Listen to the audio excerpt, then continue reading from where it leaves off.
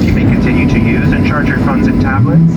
If you're sitting in an exit row, please do not plug your devices into the outlets. And don't forget to check your seat back pocket in the area around your seat to make sure you have all of your belongings. And be careful when opening overhead bins. Once we arrive at the gate, we'll hand you off to our airport team. They'll be happy to answer any questions you may have. Our arrival gate is C as in Charlie 15.